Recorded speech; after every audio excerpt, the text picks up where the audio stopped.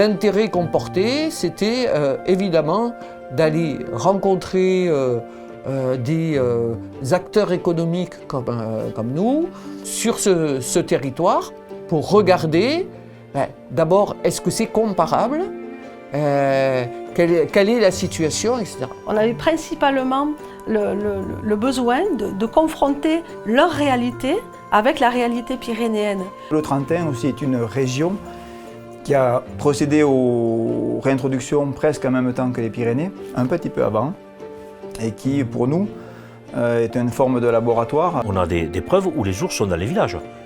Moi, Ustou, on l'a vu plusieurs fois dans les villages. On a plein d'exemples aujourd'hui qui fait que ce qui s'est produit dans le Trentin se produit aujourd'hui en France.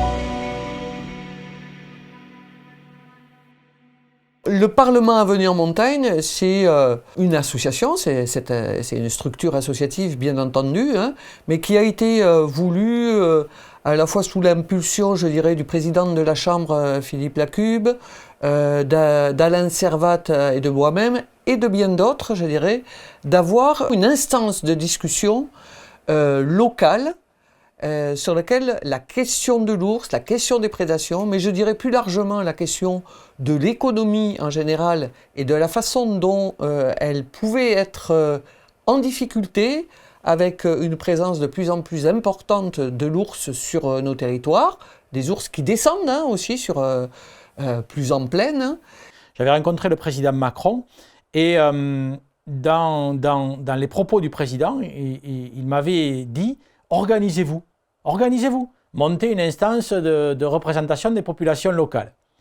Ben, on l'a pris au mot et on l'a fait. Donc, nous nous sommes dit, ben, on va faire une instance quelque part qui va répondre à la demande du président de la République, mais quelque part aussi qui va représenter ces populations locales, ces populations de ces montagnes, et l'instance, je dirais, vraiment représentative. Quoi de mieux que la représentation nationale, des gens qui représentent démocratiquement les personnes de ces territoires, qui soient élus de la République ou élus professionnels, pour représenter les populations de ces territoires. Alors les structures, c'est la Chambre d'agriculture, le conseil départemental et la fédération pastorale, mais il y a aussi d'autres associations qui peuvent venir, ça ne demande qu'à grandir, il y a beaucoup de structures qui peuvent nous rejoindre, voilà, qui se sentent concernées par cette problématique-là, quoi. Alors il y a des adhérents, et bien sûr, hein, tout autour de ça, tout ce qui concerne un peu le pastoralisme, mais aussi aujourd'hui le tourisme, parce qu'aujourd'hui aussi ça impacte aussi le tourisme.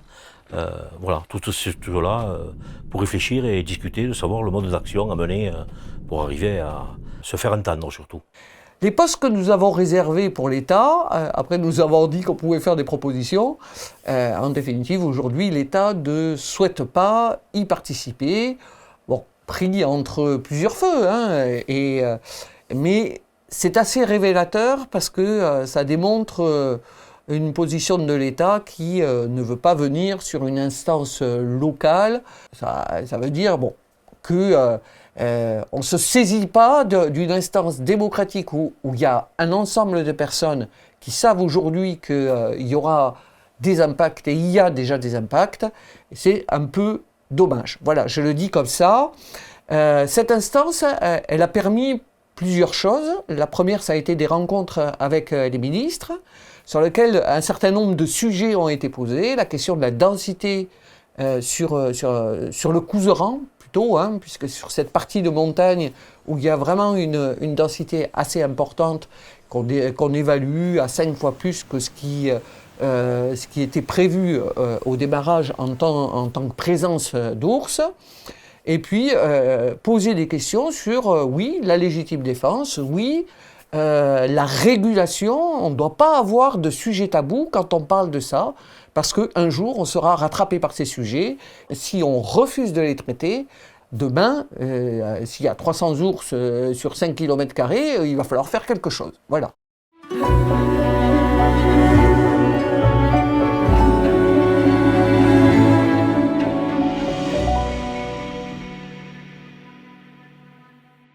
Alors, dans le cadre de l'association, en fait, on s'est rapproché du Trentin, des personnes qui vivent au Trentin et qui sont confrontées à la question de l'ours dans le Trentin depuis plusieurs années déjà, en fait. Parce que nous avons découvert que la France n'était pas le seul pays où des ours avaient été réintroduits. Il y avait aussi l'Italie et il y avait aussi l'Autriche. Et un événement a été marquant dans notre rapprochement de nos deux régions, jumelles un peu, dans la réintroduction, c'est la mort dramatique du jeune Andrea Papi en 2023. Et on a voulu leur envoyer un mot pour témoigner de notre soutien dans cette épreuve effroyable et leur dire que s'ils avaient des actions communes à mener, ils pouvaient compter sur nous.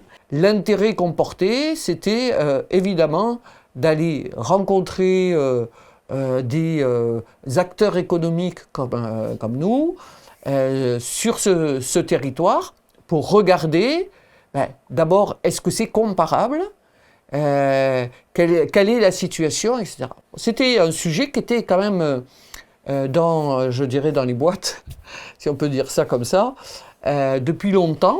On avait principalement le besoin de confronter leur réalité avec la réalité pyrénéenne. On entend toujours dire que dans les autres régions, ça se passe bien avec l'ours. Il n'y a que les Pyrénées, il n'y a que les Ariégeois qui ne s'en sortent pas avec cette histoire de réintroduction. Et en fait, on sait que ce n'est pas vrai, mais on voulait vérifier, voir comment eux, ils faisaient. Comment ils faisaient par rapport aux troupeaux, comment ils faisaient par rapport à la cohabitation, on va dire, avec le tourisme. Le Trentin, c'est une région éminemment touristique. On est dans les Alpes italiennes qui sont très fréquentées, comme l'Ariège. Il y a des milliers de kilomètres de sentiers de randonnée. Voilà. Comment est-ce qu'ils faisaient et est-ce qu'ils avaient, eux, des solutions? Et quelles solutions, nous, on pourrait essayer de transposer en France? C'était vraiment nos principales motivations.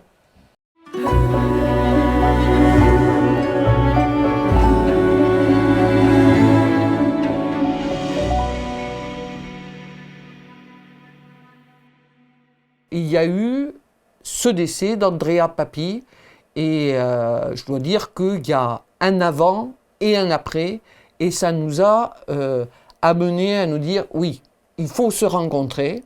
Faut-il se rencontrer quand l'émotion est légitime, était au plus haut.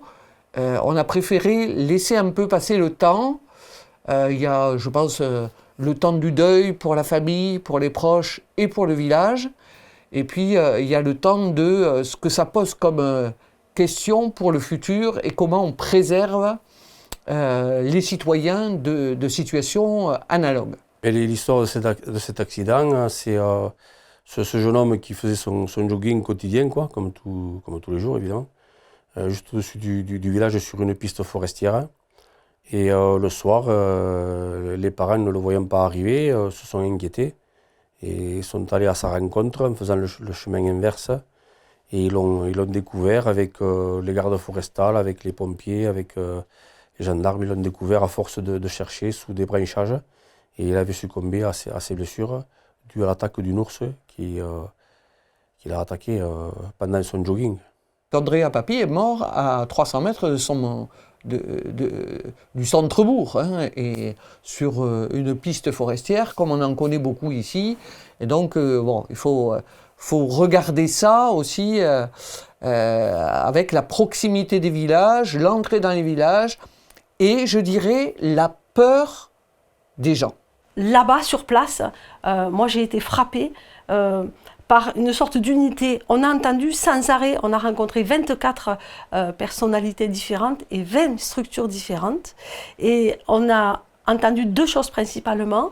Oh paura, j'ai peur. Quand on a fait des micro-trottoirs, etc., pour aller rencontrer les gens, tout le monde nous a dit, nous vivons avec la peur, les ours sont près des villages maintenant, tellement près qu'on n'ose plus aller en montagne. Ils ont pu constater sur les portes des maisons des griffures des ours, alors ils doivent avoir faim. Et du coup, ils s'approchent quand même des habitations de façon assez importante et assez inquiétante. Ce qui fait qu'il y a cette... il y a cette peur aujourd'hui des gens qui habitent dans le Trentin et dans cette zone en particulier. Mais ce qu'on a constaté lorsqu'on est arrivé là-bas, déjà, c'est l'image quand on arrive sur les lieux, avec des banderoles partout, tous ensemble, avec Andrea Papi, des banderoles de partout, sur les ronds-points, sur les balcons des maisons, un peu de partout. On s'est dit, mais où on a atterri, quoi. Et puis, du coup, ces personnes-là qui étaient plus ou moins pour la réintroduction des ours ou quoi, enfin, parce qu'on leur avait caché la vérité aussi. Eh bien, on s'aperçoit que eux aujourd'hui, ils ont la peur au ventre, ils ne se promènent plus comme ils faisaient avant, ils vont plus à la cueillette des champignons, ils vont plus se balader en forêt ou en montagne. Et en fait, ils ne sont plus chez eux, quoi. Ils sont en train, et on est en train de perdre notre liberté. Mais c'est un sentiment d'injustice, de colère. La population n'est pas protégée.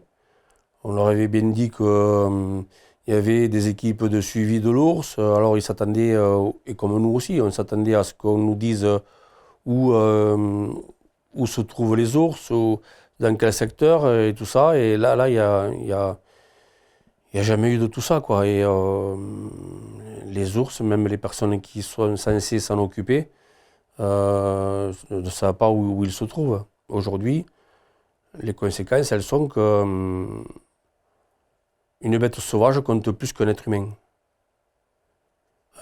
Aujourd'hui, la famille d'Andrea Papi est en justice.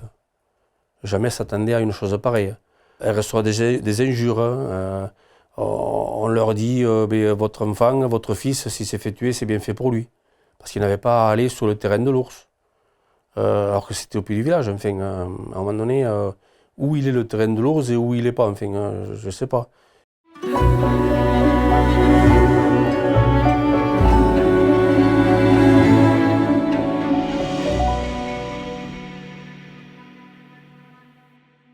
Le Trentin aussi est une région qui a procédé aux réintroductions presque en même temps que les Pyrénées, un petit peu avant, et qui, pour nous, est une forme de laboratoire, est une forme de zone où on peut voir ce qui se passe aujourd'hui là-bas et qui risque de se passer prochainement chez nous. Le Trentin, c'est une région donc, du nord de l'Italie, donc dans les Alpes, une région très touristique, une région plus riche que chez nous, peuplée, près d'1 million d'habitants, je crois, sur l'ensemble de la région. Nous nous sommes déplacés précisément dans la vallée d'Issole. On était sur la commune de Malais. C'est une zone qui est à peu près à 800 mètres d'altitude. C'est une grande vallée. Et là, on voit très très distinctement quand on arrive, en fait, une vallée assez plénière. On trouve les villages, les exploitations et on trouve également de l'arboriculture parce qu'en fait, ils ont une AOP sur des pommes. Donc, il y a plein de pommiers, en fait, sur cette zone-là. Suite à cette zone, après, il n'y a pas forcément des prairies comme on peut voir, nous, dans des zones intermédiaires dans les Pyrénées. Donc là, on ne trouve pas ça. On trouve une ceinture verte qui sont des forêts, en fait.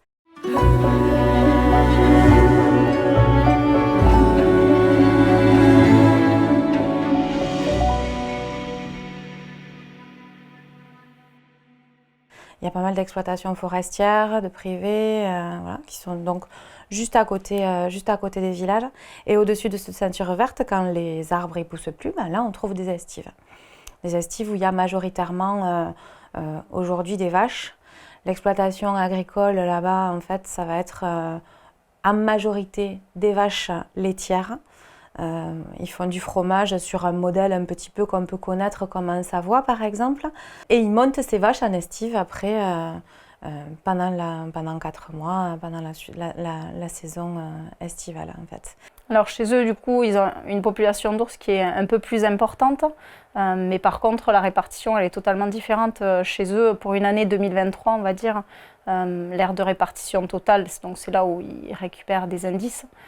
C'est environ 40 000 km². Chez nous, en 2023, c'est 7100 km². Donc on fait vite le ratio et on se rend compte que nous, la densité, elle n'est pas la même, quoi. Et on a à peine un peu moins d'ours, on peut dire, c'est une dizaine de moins. En tout cas, les comptages sont un peu différents en Italie et chez nous. Mais du coup, sur tout ce qui est adulte reproducteur, on est à peu près entre 90 chez nous et chez eux, c'est une centaine. Ce qui n'est pas comparable en fait à chez nous, c'est qu'il n'y a plus de brebis. Au moment des réintroductions, il y avait environ 10 000 brebis, 10 000 ovins. et Caprin. Et aujourd'hui, il y a 800, on est arrivé, il y avait 800 brebis en fait sur toute la vallée. Donc voilà. En fait, les gens, ils arrêtent d'avoir des brebis et d'avoir des chèvres parce que c'est trop compliqué avec les prédations.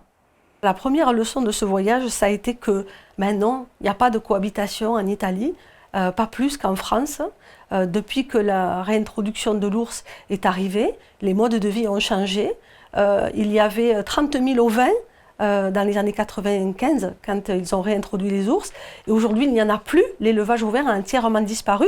On nous dira que c'est multifactoriel, peut-être, mais dans les Grisons en Suisse ou en Autriche, il n'y a pas eu de réintroduction de l'ours et pour autant, l'élevage ovin est toujours vivant. Ils nous ont montré vraiment où eux, ils pâturaient avec les bovins.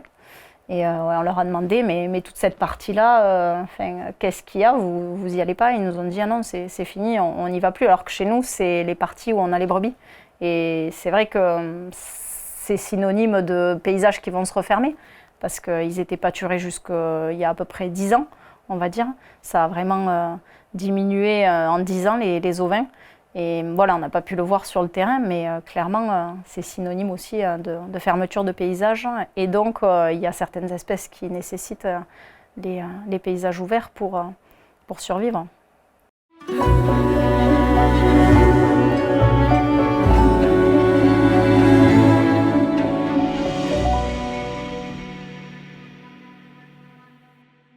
Je sens que le tourisme est quand même très différent. Pour ce que j'ai vu, je ne peux pas dire que je connaisse le Trentin, mais c'est le pays d'abord semble beaucoup plus riche, on voit de très beaux hôtels, on voit beaucoup de cultures, de pommes, etc. Donc il y a une grande différence, je pense, entre l'Ariège, qui est plutôt un pays qui est resté très nature, et un pays où la nature a l'air d'être extrêmement travaillée, et avec, disons, des moyens financiers qui ne sont pas équivalents, je pense, aux nôtres. Suite à l'incident, il nous a été signalé une baisse de 4% de la fréquentation touristique et une perte de 6,5 millions en 2023 par rapport aux années précédentes.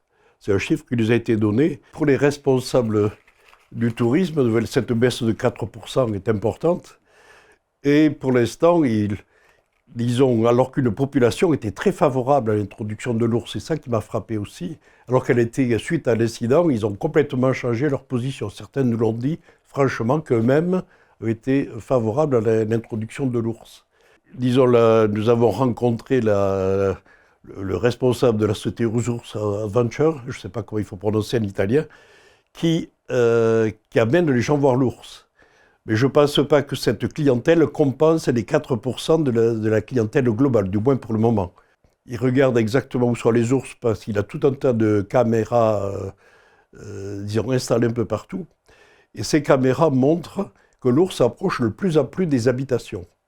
Donc c'est vrai que un danger peut être que l'ours s'habitue de plus en plus à l'homme. Je pense que l'ours, n'étant pas chassé, il a plus peur de l'homme. Et donc peut-être qu'il va s'approcher de plus en plus. On voit des films aux États-Unis où ils viennent manger dans les poubelles des villes, etc. Donc ça peut créer des rencontres fortuites où les gens ne savent pas comment se comporter, partent en courant, ce qui affole l'animal et qui peut amener un accident, quoi. Le directeur ou le président même de la société, disons Arcus Adventure, c'est que lui-même a un peu peur de l'ours et il dit qu'il ne sait pas, qu'il ne voit pas si jamais rencontrer vraiment l'ours dans une position difficile. Il pense qu'il ne suivrait pas les recommandations. Lui-même a acheté à titre personnel une bombe à poivre, qui je crois est plus ou moins interdite. Il sent que ça, il pourrait l'utiliser si jamais il sentait un danger.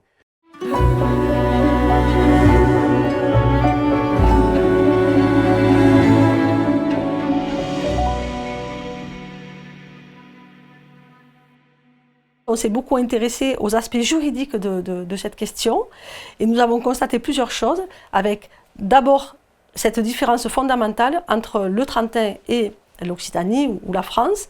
La région du Trentin dispose d'un statut de semi-autonomie, c'est-à-dire que il y a un parlement dans le Trentin avec des conseillers régionaux qui a fait évoluer la loi, en fait, la législation, vers plus de protection et plus de sécurité des personnes. Ils ont bien conscience qu'il faut qu'il y ait une gestion des ours, donc c'est aussi une des différences entre le Trentin et nous, c'est qu'ils sont un peu plus en avance aujourd'hui sur comment on gère ces ours, qu'est-ce qu'on fait de ces ours, comment on organise le suivi de ces ours, comment on repère les ours éventuellement dangereux, qui posent problème. Ils ont un protocole qui est beaucoup plus avancé que nous. La deuxième chose très différente que nous avons pu constater, nous avons été reçus par les personnes qui ont la responsabilité au niveau du Trentin du suivi de l'ours et de l'intervention de l'ours. Et là, nous avons été surpris puisqu'il s'agit de deux services différents. Dans le Trentin, il y a le service qui suit la population d'ours, qui l'évalue, les naissances, etc., les génotypes, etc. Et ensuite, nous avons le CFT. Alors, le CFT, ce n'est pas propre au Trentin, c'est le Corpo Forestale Italiano, qui est une sorte de police rurale pour tout ce qui concerne la sécurité et la protection des personnes dans la ruralité. Et ce service-là a une équipe dédiée d'intervention avec notamment 6 maîtres chiens, 6 chiens, des gardes formés à la manipulation des ours, à la capture des ours, éventuellement à l'élimination des ours. Et ceux-là sont autonomes, c'est-à-dire qu'ils n'ont pas besoin de demander l'autorisation des premiers si jamais il y a un problème.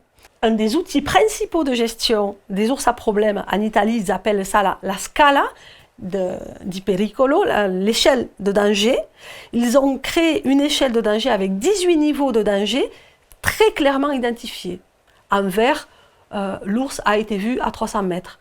En rouge, tout en bas, l'ours a attaqué quelqu'un. Voilà. Et à chaque étage, à chaque palier de dangerosité, correspondent une ou plusieurs actions, mais très très précises. S'il a fait ça, l'équipe d'intervention fait ça. Avec une grille de A à F d'actions que l'on peut faire. On le repousse avec des balles effarouchement, on le capture, on lui met un radiocollier, etc. Et en fait, le suivi est individualisé. Et pourquoi ils ont fait ça? Parce que la directive Habitat, elle interdit de tuer les ours, sauf s'il a été démontré que tout avait été essayé pour qu'ils ne créent pas de dommages ou qu'ils ne créent pas de danger. Et grâce à cette échelle, en fait, ils ont en permanence un fichier dans lequel les ours sont génotypés et un ours qui revient trop souvent près des humains, automatiquement, il a un collier. Un ours qui a un collier et qui continue à revenir, eh bien, il a la possibilité d'être capturé ou d'être éloigné. Un ours qui s'approche des humains ou qui est trop confiant vis-à-vis des humains, il est éliminé. Voilà. Et ça, c'est quelque chose qu'en France, on n'arrive pas à faire.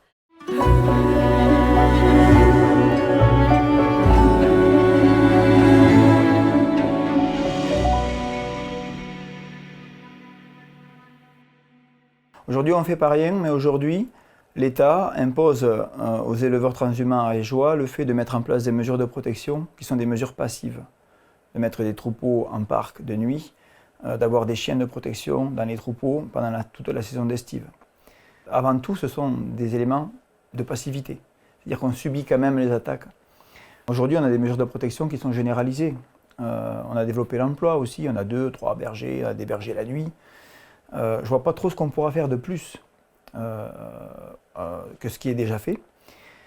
Et malgré tout, ce qu'on pressent, c'est que le repli s'opère. Le repli s'opère, ça veut dire qu'il y a des zones où on n'envoie plus les troupeaux parce que c'est trop dangereux, parce que sinon on ne pourra pas les regrouper et les mettre dans le parc suffisamment tôt dans la journée.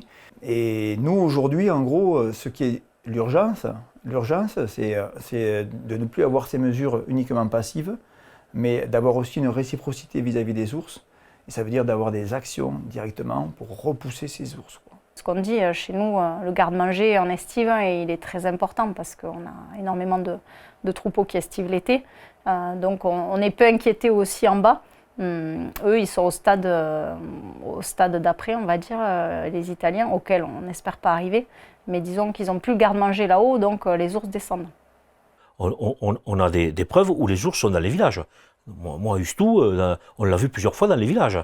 On l'a vu traverser à côté du camping, on a des caméras, on a des films. On l'a vu près des routes, près du parking du cirque de Cagateil. Enfin, je veux dire, on a des exemples aujourd'hui, l'année dernière, du côté d'Ossat, dans le village.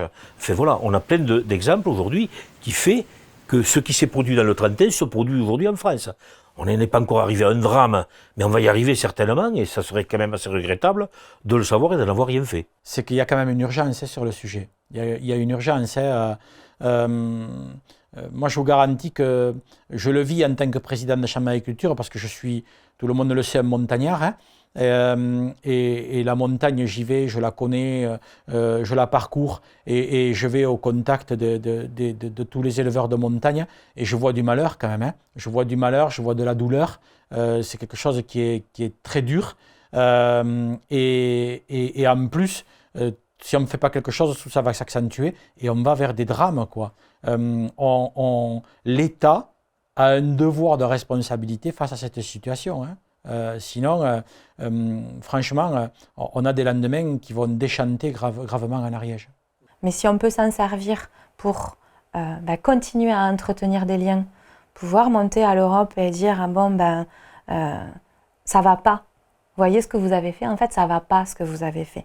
Nous, on existe, en fait, on a des productions qui sont ô combien écologiques, en fait, ô combien dans les attentes sociétales, en fait.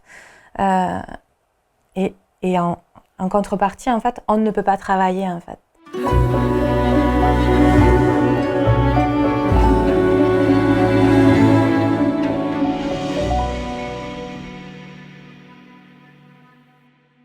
Ce qui est possible en Italie, ça doit être possible en France. Que je sache, l'Italie, elle se trouve en Europe, de la même façon que la France. On va essayer de constituer cette visite retour. L'Italie avait envie de venir voir comment ça se passait aussi chez nous et de faire un peu ce même voyage retour, je dirais, hein, et élargir à d'autres pays qui sont dans le périmètre de l'Europe.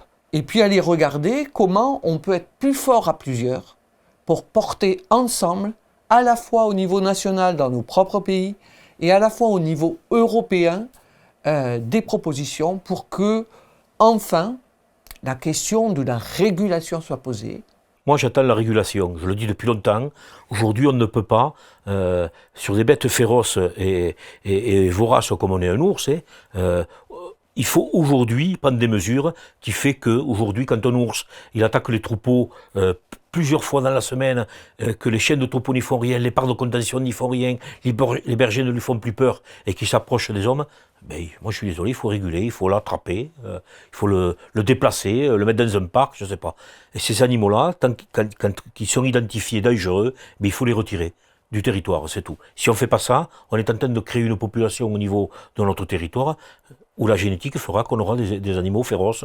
Ce que nous réclamons depuis longtemps, c'est d'avoir deux instances, comme il y a en Italie. Une instance qui est l'OFB, qui suit les ours, qui les type génétiquement, etc., etc.